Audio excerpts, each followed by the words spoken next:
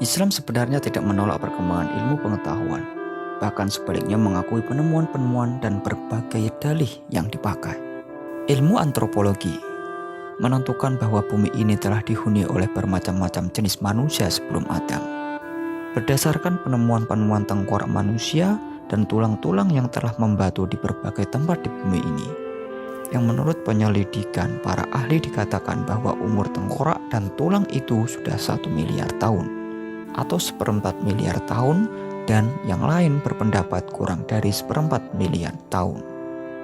Berdasarkan penyelidikan, fosil orang Jawa adalah fosil paling tua, menyusul fosil orang Viking, Solo, Beltadon, Hildebrandt, dan Tunisia. Melalui proses evolusi panjang, jenis manusia itu akhirnya sampai kepada fosil orang Neanderthal yang diperkirakan sebagai nenek moyang manusia berakal. Jenis manusia tersebut hidup di dunia kira-kira tahun 1300.000 sampai dengan tahun 8000 sebelum Masehi. Kemudian berkembang dan menyebar ke beberapa bagian dunia. Seperti dalam Al-Quran, bahwa menyebutkan ada makhluk sebelum manusia di muka bumi. Wa idh qala rabbuka lil malaikati inni ja'ilun fil ardi khalifah. Lalu Allah menyuruhnya untuk menjadi khalifah di muka bumi setelah kehidupan itu ada. Para mufasir dalam penafsiran Al-Khalifah ada 2 pendapat. Yang pertama, bahwa di dunia ini sudah ada sejenis atau bermacam-macam jenis manusia yang sudah punah akibat peperangan. Karena itu, para malaikat terkejut, terheran-heran ketika Allah akan menjadikan Adam dan keturunannya sebagai khalifah di muka bumi. Sebab berdasarkan pengalaman, mereka berkeyakinan bahwa Adam pun akan berlaku seperti penghuni bumi sebelumnya. Oleh karena itu, ketika Allah berfirman kepada mereka, mereka berkata, "Mengapa engkau hendak menjadikan khalifah di bumi? Itu orang yang akan berbuat kerusakan padanya dan menumpahkan darah, padahal kami senantiasa bertasbih dengan memuji engkau dan mensucikan engkau." Bahwa malaikat menganggap dirinya adalah makhluk yang suci, yang bertasbih. Akan tetapi Allah memberi sebuah keputusan yang lain untuk menjadikan manusia sebagai khalifah di muka bumi, bukan jin atau malaikat. Pendapat yang kedua, Allah menamakan khalifah karena sebagai pemegang amanat Allah dalam melaksanakan hukum antara para mukallaf di dunia. Ia adalah pengelola dan penguasa semua makhluk Allah. Dengan demikian, kita mengetahui bahwa Al-Quran berjalan searah dan beriringan dengan ketentuan-ketentuan ilmu pengetahuan yang berpandangan bahwa ada jenis manusia penduduk bumi ini sebelum Adam yang telah punah.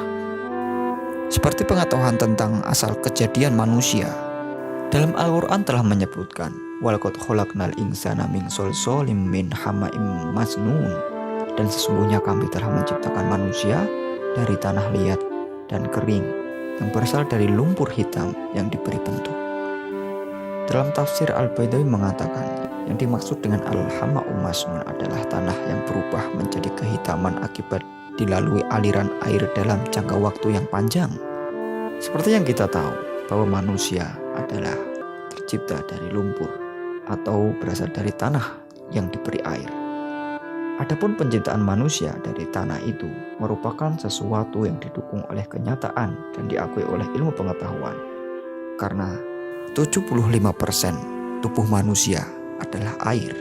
Kalau kita semua mengambil bagian atau potongan tubuh manusia, kemudian diteliti menurut proses penelitian laboratorium, maka akan kita dapatkan bahwa potongan tubuh manusia tersebut terdiri dari unsur-unsur yang diantaranya adalah debu atau tanah. Oleh karena itu, jika manusia itu mati, maka tubuhnya akan melebur menjadi tanah dan bersatu kembali sesuai yang telah Allah ciptakan awalnya.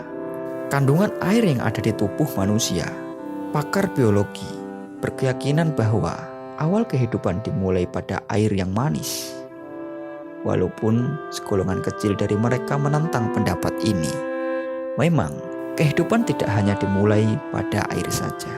Tetapi walaupun tidak secara detail ilmiah, Bisa kita katakan bahwa kehidupan itu tidak bisa sama sekali meninggalkan unsur air, sebab semua bentuk kehidupan bisa berlangsung berkat adanya protoplasma dan persenyawaan semangat hidup di dalamnya.